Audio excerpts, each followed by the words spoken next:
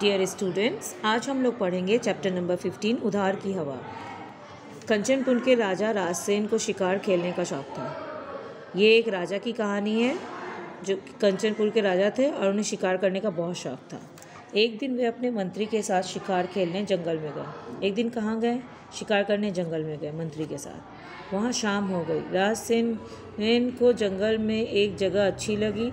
उन्होंने सिपाहियों से कहा, पेड़ पौधों को काट कर जगह साफ करो, आज रात हम यहीं पड़ाव डालेंगे। शिकार करते करते शाम हो गया तो उन्हें एक जंगल बहुत पसंद आया। उन्होंने सिपाहियों को क्या बोला कि पेड़ पौधों को यहाँ पे काट करके साफ कर दो, आज हम लोग रात में यहीं रुकेंगे। सभी चुप हो गए, कोई पेड़ों को काटना नहीं चाहता था। मंत्री ने सुझाव दिया, महाराज एक रात के लिए पेड़ों को क्यों हानि पहुँचाएं, हम लोग पेड़ पर मचान बना लेंगे, रात उस पर ही गुजार लेंगे। सभी लोग चुप हो गए और कोई भी पेड़ काटने को तैयार नहीं था। तो मंत्री ने उनको सलाह दी कि एक दिन के लिए क्यों पेड़ों को हम काटे, एक रात के लिए रहने के लिए हम लोग पेड़ों के ऊपर ही बना लेते हैं टेंट की तरह और फिर वहीं पे रात गुजार लेते हैं। मचान मतलब यही होता है। राजा ये बात सुनकर क्रोधित हो गए। उन्होंने पौधे और झाड़ियों को काटने के लिए तलवार निकाली। उनकी तलवार एक पेड़ के तने से टकराई। पेड़ से आवाज़ आई, मैं हवा का पेड़ हूँ, मुझे मत काटो, काटोगे तो हवा बंद हो जाएगी। राजा गुस्सा हो गए मंत्री की इस बात को सुनकर। उन्होंने क्या किया, खुद ही अपनी तलवार निकाली और पौधों और झाड़ियों को काटने के लिए। लेकिन उनकी तलवार कहाँ जाकर टकराई? पेड़ के तने से, मतलब एक ट्रंक से। तो पेड़ से आवाज़ आई, मैं हवा का पेड़ हूँ, मुझे मत काटो, काटोगे तो हवा बंद हो जाएगी।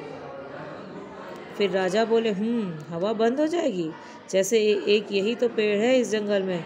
उन्होंने और ज़ोर से पेड़ पर तलवार चलाई। राजा ने जैसे ही वो आवाज़ सुनी तो बोला, अच्छा मैं काटूंगा तो ये बंद हो जाएगी, जैसे एक ही पेड़ है ये, इसकी वजह से हवा होता है। तो उसने उस चीज़ को चैलेंज के हिसाब से लिया और राजा ने फिर से उस पेड़ पे खूब ज़ोर से तलवार चलाई। अचानक पेड़ से धूल का बवंडर उठा तथा साथ ही आग का धुआं भी निकलने लगा। आसपास की हवा बंद हो गई। राजा के शरीर में फोड़े फुंसी निकल आए, खांसी आने लगी और सांस रुकने लगी।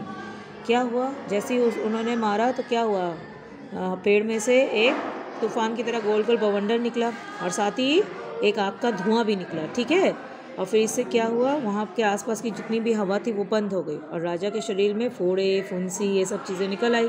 उन्हें खांसी आने लगी, उनकी सांस भी रुकने लगी, आँखों से पानी भी गिरने लगा, फिर आँख से आंसू भी आने लगे। राजा ने धीरे से मंत्री से कहा, मंत्री जी मुझे बचाइए। उसने मंत्री से कहा, मुझे बचाइए, ठीक। मंत्री ने जैसे तैसे राजा को कंधे पर लादा और भागे। मंत्री उनको जैसे तैसे उठाए अपने कंधे पर चले गए। उन्हें एक आश्रम दिखाई दिया, वे भागकर वहाँ पहुँचे। उन्हें दूर से एक आश्रम दिखाई दिया, फिर वो भागकर वहाँ पहुँचे। आश्रम में एक ऋषि थे। मंत्री ने राजा को वहीं लिटा दिया और बोले, श्रीमान ये कंचनपुर के राजा राजसेन हैं। हवा बंद होने से इनकी हालत ख़राब हो गई है, क्या आप कुछ उपाय कर सकते हैं कि ये बच जाएं? मंत्री ने सीधे राजा को कहाँ लिटा दिया? ऋषि के सामने। उस ऋषि था वहाँ पे और उनसे बोला कि ये कंचनपुर के राजा हैं राजसेन, इनकी हवा बंद हो गई है और तबीयत भी ख़राब हो गई है, क्या आप इनको कुछ भी करके बचा सकते हैं? इन्हें बचा सकता हूँ, पर कहकर ऋषि चुप हो गए। ऋषि ने बोला, मैं इन्हें बचा सकता हूँ, लेकिन इतना कहकर वो चुप हो गए। पर क्या आप इन्हें बचा लीजिएगा, बदले में जितना धन चाहेंगे वह मिलेगा, मंत्री ने कहा। बोलते पर, तो मंत्री ने बोला, आप पर पे क्यों चुप हो गए? आप इन्हें बचा दीजिए, आपको जितना पैसा लगेगा, जो भी धन चाहिए मैं दे दूँगा। ऋषि ने ऊँचे स्वर में कहा, उठो। राजा उठकर बैठ गए। उठते ही बोले, पानी पानी दो, बहुत जलन हो रही है, गला सूख रहा है, हवा हवा दो। कहते कहते राजा फिर ज़मीन पे लेट गए। फिर ये सुनकर ऋषि ने तुरंत बोला कि उठो राजा उठो। बैठ तो गए, लेकिन पानी पानी करके चिल्ला रहे थे, गले में जलन हो रही थी और हवा हवा करके चिल्ला रहे थे। फिर वो वापस ज़मीन पे लेट गए। फिर उन्होंने कहा, तुम्हें साफ हवा और पानी चाहिए? ऋषि ने कहा, मैं दूंगा, लेकिन वो उधार का होगा। तुम्हें ठीक होने पर उसे लौटाना होगा। वचन दो कि तुम वैसा ही करोगे, अन्यथा जीवन भर इस आश्रम की साफ सफाई करनी होगी। ऋषि बोले। ऋषि क्या बोले? तुम्हें साफ हवा पानी ये सब चाहिए, सब दूंगा, लेकिन जो भी दूंगा वो सब क्या होगा? उधार का होगा। जैसे ही तुम ठीक हो जाओगे वो सब लौटाना होगा, ये वचन दो, वरना इस आश्रम में तुम्हें साफ सफाई करनी होगी। राजा और मंत्री ने एक साथ हाँ में गर्दन हिलाई। ये सुनकर ऋषि अपने आश्रम के पीछे ले गए। वहाँ हरे भरे फलदार पेड़ थे, चारों ओर फूल खिले थे, ठंडी हवा बह रही थी। राजा और मंत्री जब उनकी ये वचन वाली बात सुने तो ये बिल्कुल हाँ में हिला दिया। फिर उसके बाद ऋषि ने क्या किया, उन्हें आश्रम के पीछे ले गए। वहाँ क्या थे, चारों तरफ हरे भरे पेड़ थे, हरे भरे पेड़, फलदार पेड़ थे, सब में फल लगे हुए थे, चारों ओर फूल भी खिले थे, ठंडी हवा बह रही थी, ठंडी ठंडी हवा चल रही थी। साफ पानी का सरोवर था, एक छोटा सा साफ पानी का तालाब मतलब सरोवर था। वहाँ पहुँचते ही राजा ने लंबी सांस ली, पानी पिया और स्नान किया। वहाँ जैसे ही पहुँचे उन्होंने वहाँ पे लंबी सांस ली, ठीक है, और उस सरोवर से पानी भी पिया, फिर स्नान भी किया। सरोवर में स्नान करते ही राजा के शरीर में जब फोड़े फुंसी गायब हो गए। स्वस्थ होते हुए दोनों वहाँ से जाने लगे। जैसे ही राजा ठीक हो गए, वहाँ पे स्नान किया तो उनके जितने भी घाव निकले थे सब ठीक हो गए। तो राजा और मंत्री वहाँ से जाने लगे। ऋषि ने कहा, अरे अरे कहाँ चले, अपना वचन याद नहीं, मैंने तुम्हें साफ हवा और पानी उधार में दिया। ऋषि ने बोला, कहाँ चल दिए, तुमने तो मुझे वचन दिया था, जो भी मैं दूंगा वो उधार का होगा वो मुझे वापस लौटाओगे। राजा ने लापरवाही से कहा, लापरवाही मतलब केयरलेस से कहा, अरे 2-4 कमंडल पानी ही तो हमने लिया है, उसके बदले में 2-4 बाल्टी पानी आकर राजमहल से ले जाना। बोला, हमने तुम्हारा जो कमंडल होता है उसका ही तो 2-4 कमंडल का पानी लिया है, इसके बदले में और क्या चाहिए तुम्हें, 2-4 बाल्टी पानी मेरे राजमहल से ले जाना। पर साफ हवा जिसमें तुमने सांस ली वो भी लौटानी है।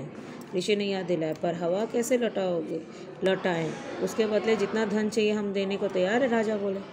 ऋषि ने बोला, साफ हवा भी तो दी है, सांस ली है, लौटाई है, तो वो भी दो, तो वो कैसे लौटाऊंगा, उसके बदले धन दे दो, धन ले लो, मैं तुम्हें देने को। मुझे धन नहीं हवा चाहिए, जिस हवा में सांस लेकर तुम्हें पुनः जीवन मिला। ऋषि ने क्रोध ने कहा, बोला, मुझे धन वन नहीं चाहिए, मुझे वही हवा चाहिए जिसको तुम पाकर फिर से जीवित हुए। राजा और मंत्री सोच में पड़ गए। उन लोग सोचने लगे क्या करें अब। अंत में उन्होंने हाथ जोड़कर पूछा कि वे क्या करें जिससे हवा लौटा सके। बोले कि वो क्या ऐसा कर सकते हैं कि जिससे आपका हवा आपको लौटाए। ऋषि ने कहा, एक तरकीब है, शिकार का शौक छोड़कर 1 वर्ष तक अपने राज्य में जहाँ जहाँ पेड़ काटे गए हैं वहाँ वहाँ पौधे लगाओ। ठीक। ऋषि ने उनको उपाय बताया कि अपना शिकार का शौक छोड़ो और तुमने अपने राज्य में जहाँ जहाँ पेड़ काटे वहाँ वहाँ जाकर पौधे लगाओ। 3 वर्ष तक उन पौधों की देखभाल करो जब तक वो ऐसे ही हवा देने वाले पूरे पेड़ ना बन जाए। 3 वर्ष तक मतलब 3 साल तक उसकी पौधों की देखभाल करनी है। और कैसे हो जाए, जब तक पेड़ ऐसे ना बन जाए जैसे यहाँ के पेड़ हवा दे रहे हैं। फिर मुझसे इसी आश्रम में आकर मिलो, तभी तुम मेरा उधार लौटा सकोगे। उसके बाद इस आश्रम में आके मिलोगे तो तभी मेरा उधार लौटाओगे। राजा ने वैसा ही किया तथा उधार की हवा का कर्ज चुकाया। ऋषि ने उनकी सराहना की। राजा ने वही किया और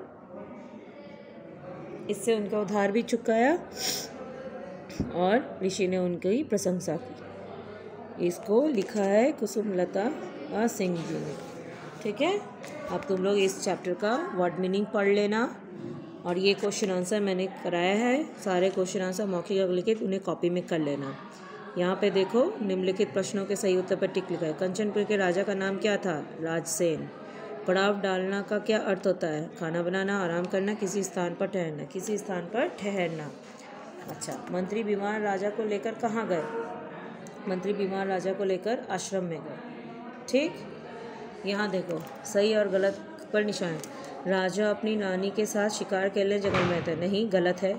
राजा पौधों और झाड़ियों को काटने के लिए तलवार निकाली। यस, सही है। आश्रम में अनेक ऋषि थे। नहीं, गलत। ऋषि ने आश्रम के पीछे हरे भरे फलदार पेड़ नहीं थे। ये भी गलत। सरोवर में स्नान करते ही राजा के शरीर के फोड़े फुंसी गायब हो गए। ये बिल्कुल सही। अब देखो, उचित स्थान पर उचित शब्द का प्रयोग करके रिक्त स्थान भरें।